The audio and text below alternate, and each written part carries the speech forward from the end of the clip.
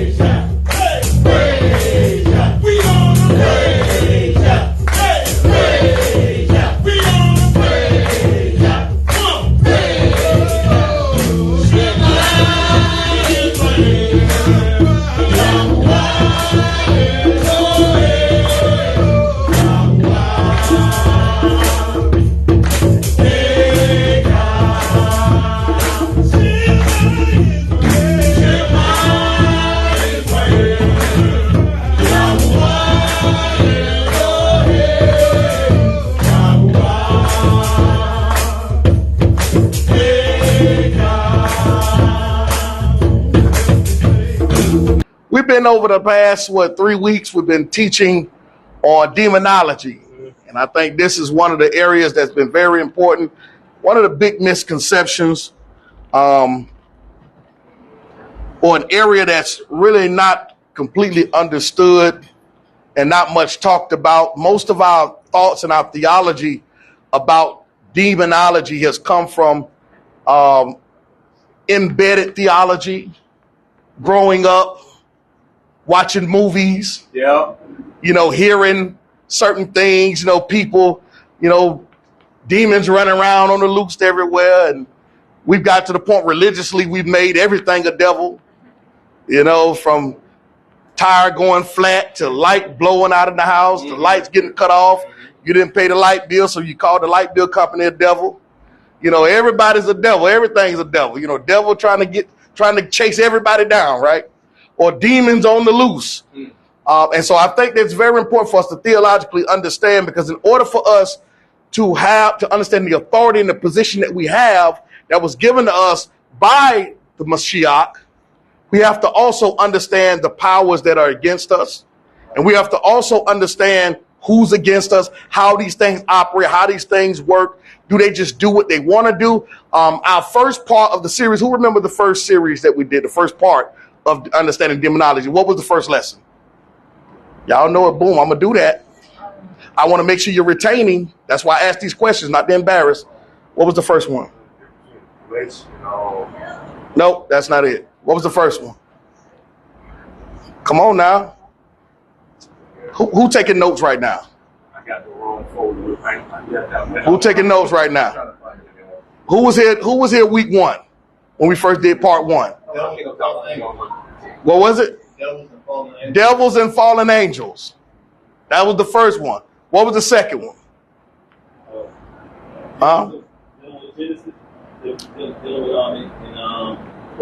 No, that was the first one. Satan in the flesh. Yeah. See, I'm surprised you didn't say it. Don't second guess yourself. Okay? So part 3, we're now talking about deliver them to Satan. Right. There's a 4-part series to this. The 4th part, we're going to look at what does Satan fear.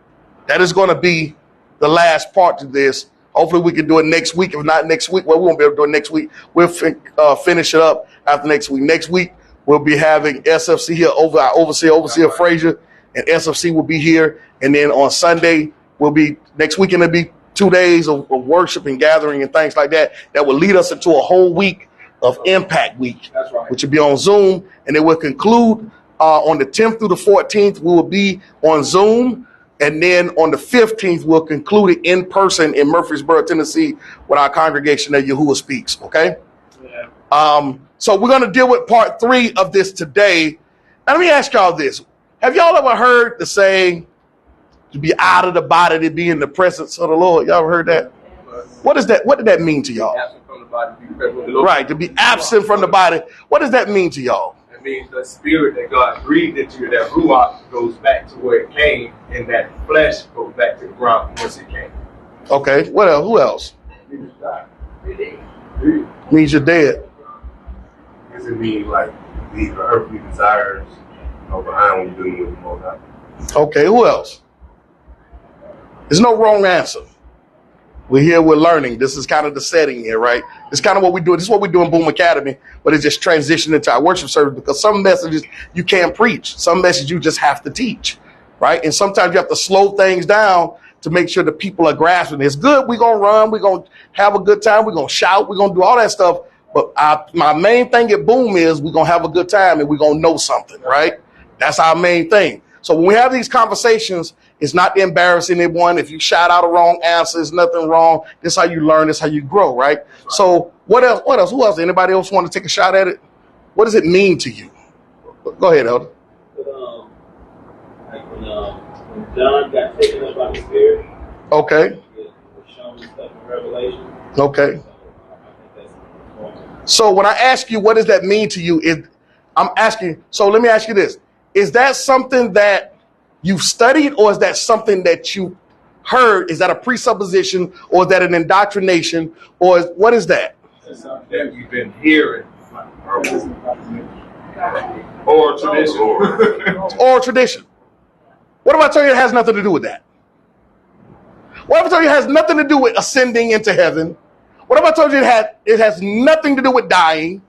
What if I tell you it has nothing to do with that? Theologically, it has nothing to do with that.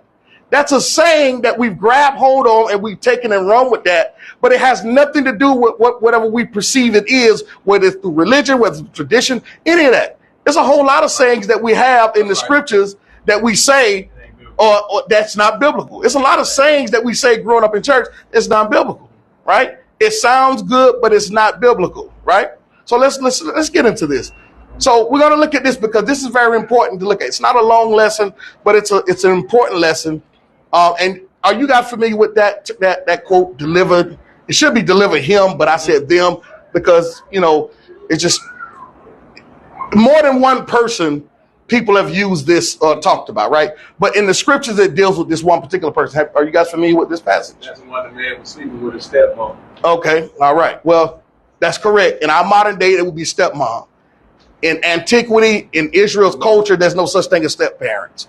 Okay, you got two parents, right? But the other case is correct. In our modern day, it would be considered step parent. So we're gonna go to 1 Corinthians, so we can look at this. This is our case study on understanding demonology, and it's specifically dealing with this area. And I want to show you that Paul is taking a concept, an Old Testament concept, and he's going to apply it to a renewed covenant situation. Okay? Most people don't like to say new covenant. It don't bother me. I understand it. But Israel, for the sake of Israel, because I don't want to offend anybody, I'll say renewed covenant. Right? Whatever you want, I rock with it. It don't bother me. As long as we know what we're talking about. Right? So let's start here. 1 Corinthians chapter number 5, verse 1 through 5, and this is the English Standard Version. Look what it says. It is actually reported that there is sexual immorality among you. Now I want you to stop right here. How do you interpret scripture? Well, here at Boom, how have we taught interpreting scripture? Context. What else? What else? We talked about this morning. Go ahead. Location. What else? Language, culture. The audience. Right? So we know that this is Corinth. This ain't Jerusalem. That's right. Okay? This congregation is made up of Jews and Gentiles, Israelites and Goyim. Okay? This is a made up congregation. Now, in Paul's letters, we know that oftentimes in his letters, Paul is responding to a letter written to him. In 1 Corinthians 5, chapter 1, verse 1, Paul is writing them a letter. How do we know that Paul is writing them a letter? He said he heard. What verse 1 says? It is reported. It is reported. So Paul like, yo, man, I'm hearing, hey, yo, man, the word done got to me. Either Paul locked up or he way in another land somewhere. And it's so bad that somebody in that congregation snitching. Ain't no text message. Ain't no text message, ain't none of that. So it take months for this letter. Paul, somebody snitching. Paul said it's reported that there is sexual immorality among you.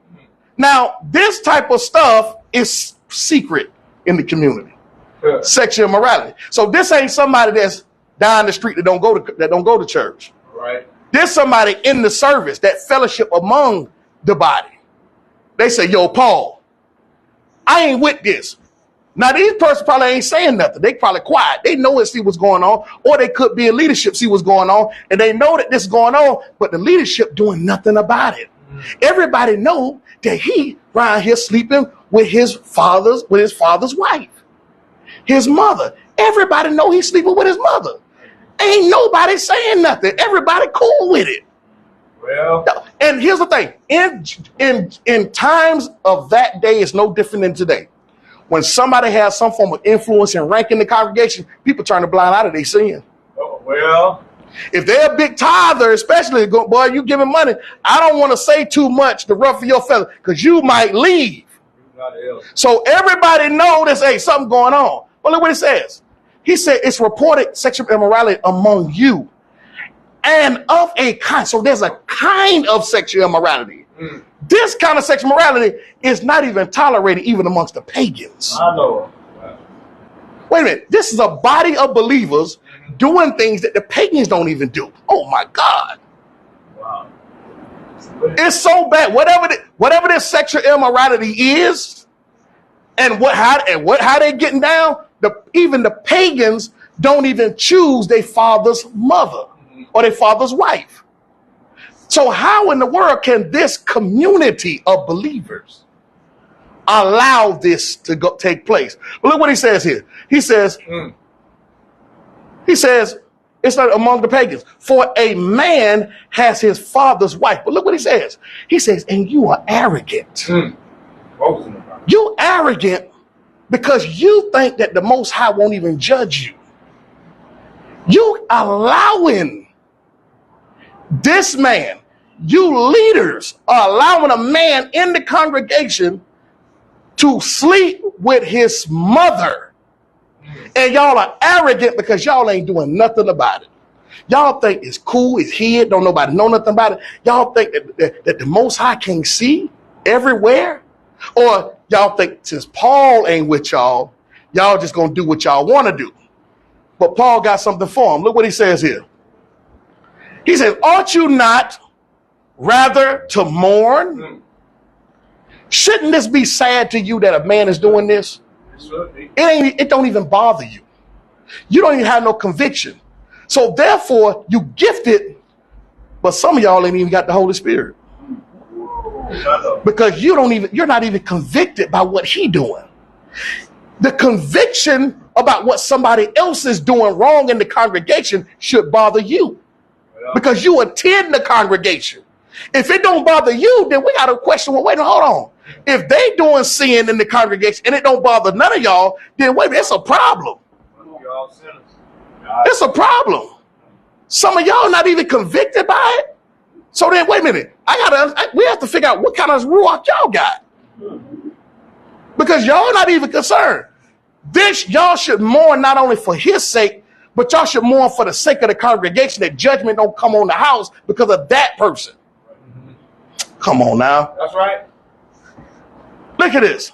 Let him who has done this be removed. See, let me tell y'all something. See, we love Paul. Y'all couldn't be a part of Paul's congregation. In the modern day, we can't be a part of Paul's congregation. You know why? Because people look at throwing people out the congregation as wrong. You don't love them. It's heartless. How dare you do that? Paul say, look, kick the joker out. Send that joker out. In today's time, we don't do that. We don't even want to say nothing about it. We don't even want to confront them about it. And if Paul tell you to, hey man, go, hey, you an elder, you a deacon in the church. Hey, look, hey, you need to go talk to that brother. I don't know, Bishop, I can't.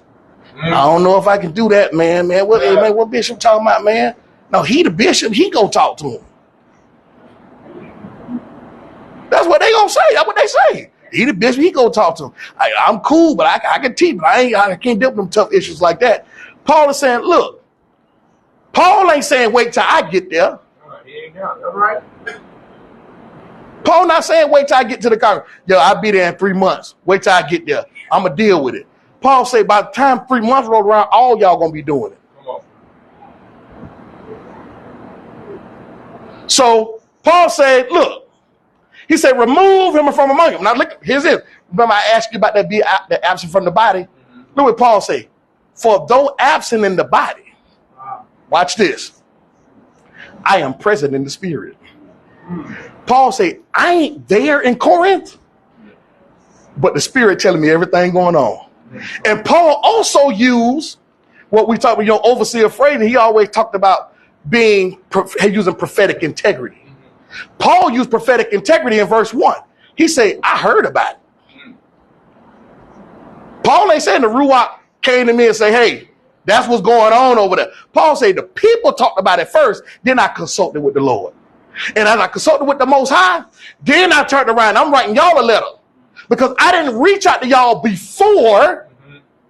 I didn't reach out to you while I was angry about what's going on. Paul waited until he talked to the Most High, and then Paul writes a letter to them. He didn't react, he responded. All right. He waited until he talked to the Most High. Then he said, Most High, the Ruach say, these jokers arrogant. I can't, you get to talking to yourself sometime when people do stuff in the church. You get to, like, can you believe they doing this?